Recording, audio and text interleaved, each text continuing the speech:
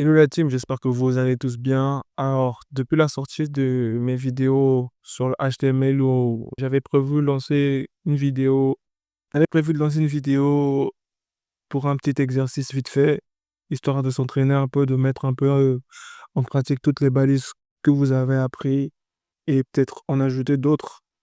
Puis aussi directement introduire la notion de CSS dans un projet direct. Moi, je pense que c'est beaucoup plus, c'est beau- c'est beaucoup plus pratique de cette façon. Et donc, j'ai préféré vous faire cette petite maquette vite fait, histoire de, voilà, de déjà se lancer en CSS, faire des petites choses et voilà. Donc, on va essayer de recréer cette petite maquette en HTML, CSS. En vrai, c'est rien de grave, hein. C'est rien de grave. On va essayer de faire ça ensemble, ces petites animations, ce petit slider, on a, on- ce petit carrousel en JavaScript. Et on va essayer un peu de donner un bon design à ce footer parce que là, il est pas trop bon là. On va essayer de le designer ensemble. Alors, je mettrai toutes les ressources nécessaires que j'ai utilisées pour ce projet en description. Et si j'oublie de le mettre en description, je le mettrai dans mon groupe WhatsApp. Je vous laisserai le lien en commentaire. Sur le premier commentaire, vous aurez le lien. Rejoignez le groupe. Je vous invite vivement à rejoindre le groupe. Je donne tout le temps des astuces et vous avez la facilité de directement communiquer avec moi. Donc, rejoignez le groupe et c'est parti les gars. Pour commencer, vous allez venir sur votre bureau, comme ceci. Vous faites un clic droit.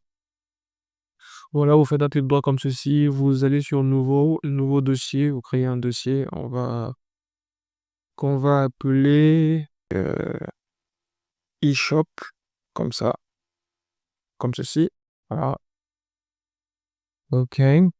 Et donc, moi, pour ne pas trop traîner, je vais directement aller copier toutes les ressources du projet dans le premier dossier dans lequel j'avais créé, voilà, ce projet. Enfin, alors, on se retrouve directement sur VS Code pour commencer à copier. De toute façon, je vous mettrai tous les assets en description. Au cas où je ne les mets pas en description, comme je l'ai dit tout à l'heure. Comme je l'ai dit tout à l'heure, vous le retrouverez dans mon groupe WhatsApp. Et donc, je vous mettrai le lien sur le premier commentaire. Donc, on se retrouve de l'autre côté, les gars. Voilà. Alors, nous voici sur, voilà. Alors, nous voici sur notre VS Code. Alors, on va ouvrir le fichier contenant notre projet. On vient sur File, Open Folder. Alors, je garde mon VS Code en anglais, hein. Je trouve que c'est beaucoup plus pratique. Si vous le mettez en français, alors je crois que c'est ouvrir un fichier, quelque chose comme ça. Donc, moi, je clique sur Open Folder. Ça me donne un petit panel comme ceci. Voilà, puis je clique sur Bureau, où j'ai mis Dossier, et voilà, eShop, le voici. Et je vais le sélectionner. Puis VS Code va me l'ouvrir.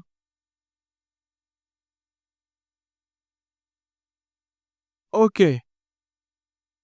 Alors, comme vous le constatez, hein, il est vide, il a juste les ressources nécessaires pour, voilà, pour le site, les ressources nécessaires à utiliser dans le site, les images et tout ça. Pas de code. Alors, déjà, on va commencer par créer notre page HTML. Index, index.html.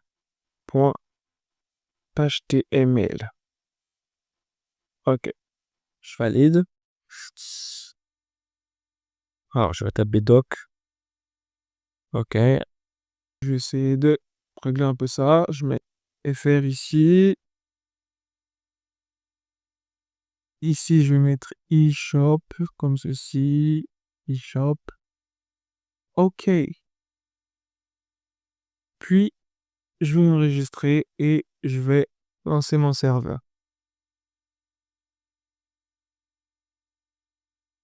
Le navigateur, il est tout vide. Alors, ce que je vais faire, c'est que je vais garder cette première partie juste ouverte pour me permettre d'avoir une sorte de maquette pour ne pas me perdre et tout et me permettre à n'importe quel moment de récupérer les codes couleurs et tout ça parce que j'ai pas eu le temps de noter tout ça. Donc voilà, je vais garder ça de d'un côté pour me permettre de me retrouver et ne pas me perdre. Donc, déjà, ce qu'on va faire, c'est qu'on va commencer à coder partie par partie. Puis, à chaque partie qu'on va coder, bah, on crée le HTML, on crée le CSS, on crée le HTML, on crée le CSS, et ainsi de suite. On va déjà commencer par créer cette barre de navigation qui nous permettra de contenir nos liens, nos champs de recherche. Et je pense donc que, ok, 6 à 5. Je vais lier un feuille de style.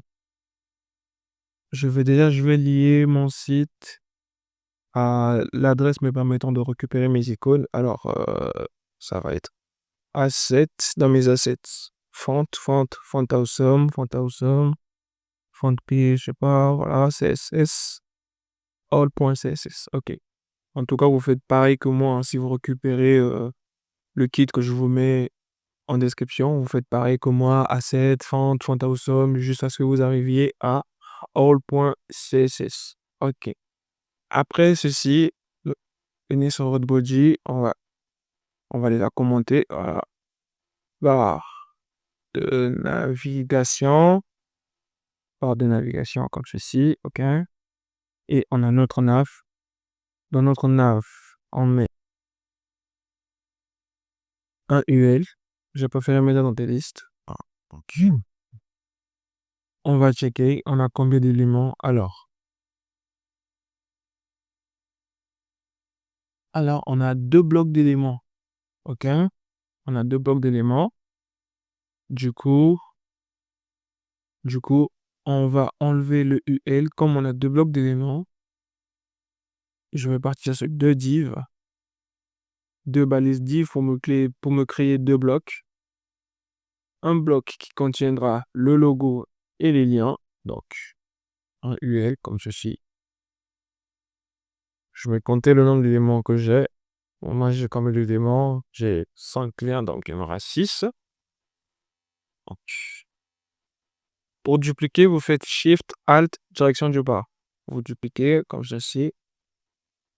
OK, 5 et 6. D'accord. Donc, voilà.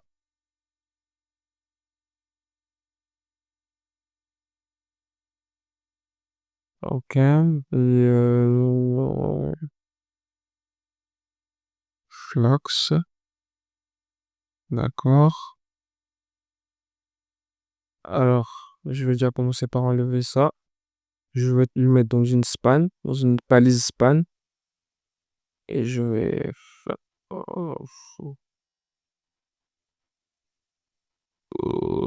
Fox comme ceci. Puis, j'aurai mes différents liens. Home, Shop, About Us, Blog et Contact. Donc, j'ai Home, Shop, About Us, Blog,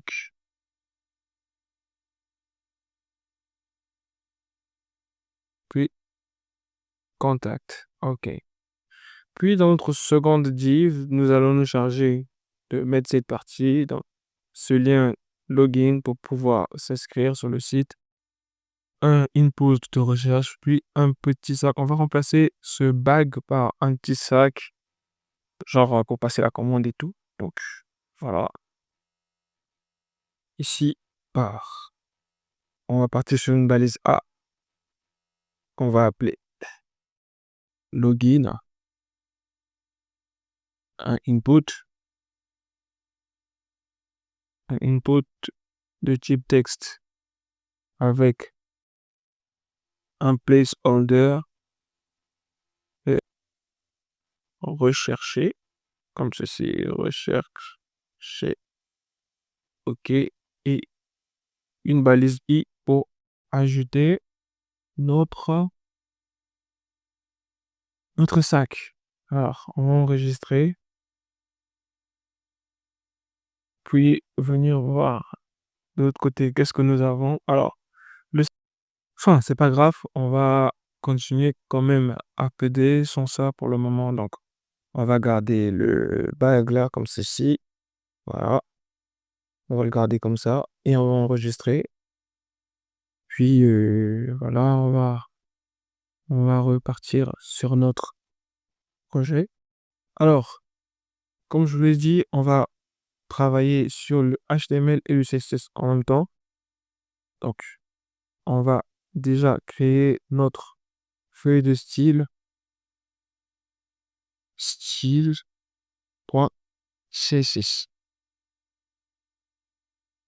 On va partir sur l'étoile, accolade. Et en CSS, vous partez toujours sur les accolades. Donc, un margin 0, comme ceci, pour lui dire de ne pas mettre des marges extérieures et padding pour les marges intérieures. 0 aussi. Box sizing, border box. Border box, c'est pour que tous les éléments soient toujours contenus dans les blocs dans lesquels vous les placez. Peu importe la taille qu'ils auront, ils seront toujours contenus dans les éléments que vous y mettrez pour ne pas que vous ayez les éléments un peu en désordre et tout ça.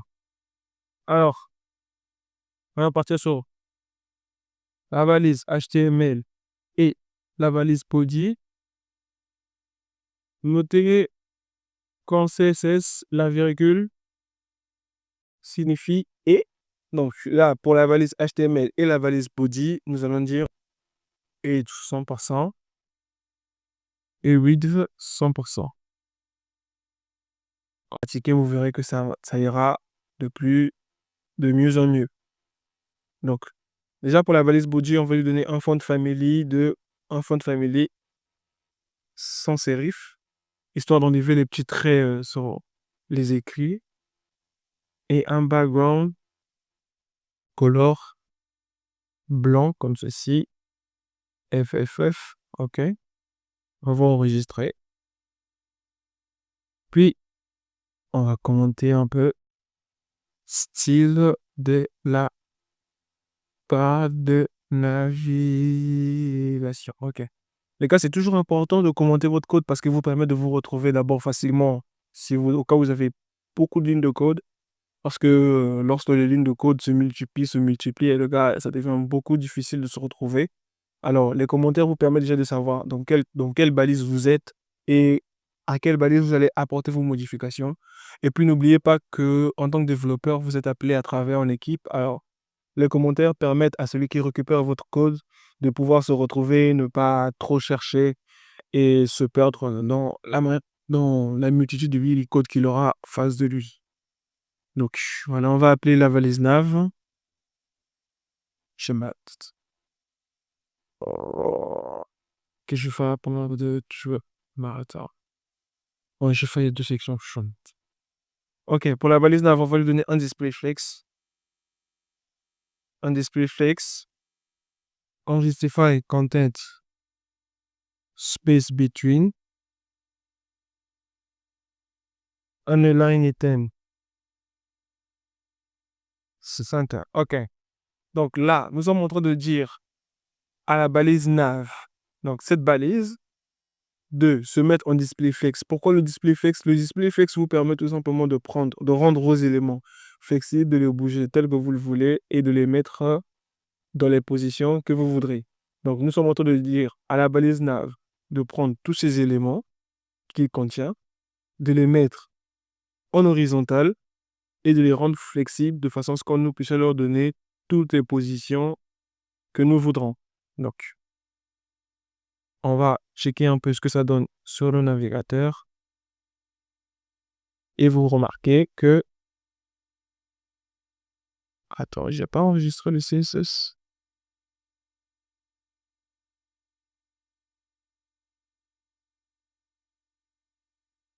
Ok.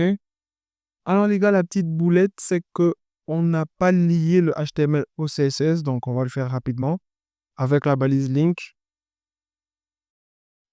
Non, style .css. C'est toujours important de lier votre page CSS à votre page HTML. Alors là, on pourra remarquer bien. Là, vous remarquez que les éléments sont classés de part et d'autre de l'écran. d'où l'importance du Justify Content Space Between. Puis, voilà, on va repartir sur la maquette, OK. Alors là, on pourra remarquer bien. Là, vous remarquez que les éléments sont classés de part et d'autre de l'écran, d'où l'importance du Justify Content Space Between. Puis, voilà, on va repartir sur la maquette, OK. Donc, voici comment se présentent les éléments. Alors, nous allons essayer de les classer de cette façon. Je veux lui dire, dans la balise nav, récupère la balise UL. Mets la balise UL en display flex pour que les éléments soient classés de façon horizontale. Je lui donne un gap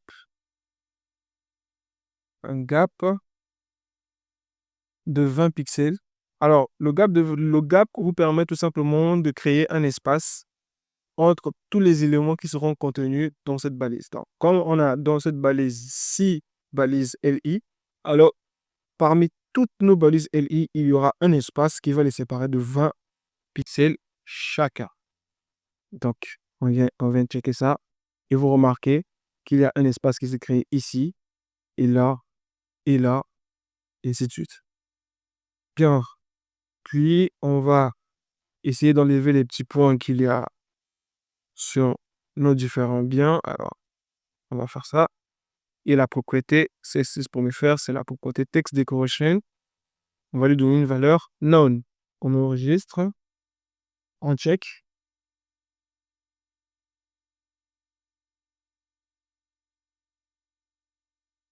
Qu'est-ce qui se passe? Pourquoi ça ne marche pas? Ok, ok. Ok, les gars, j'ai oublié. Dans nav, puis dans nav UL, ajouter UL là-dedans.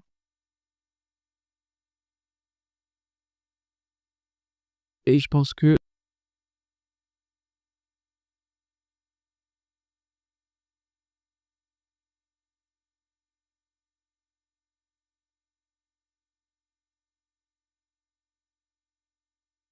Ah, ok, ok, ok. Ah, ok, ok, ok, les gars, excusez-moi la grosse poulette. En fait, là, je suis en train de- j'ai confondu de, de propriété. Là, c'est pas text decoration, c'est list style.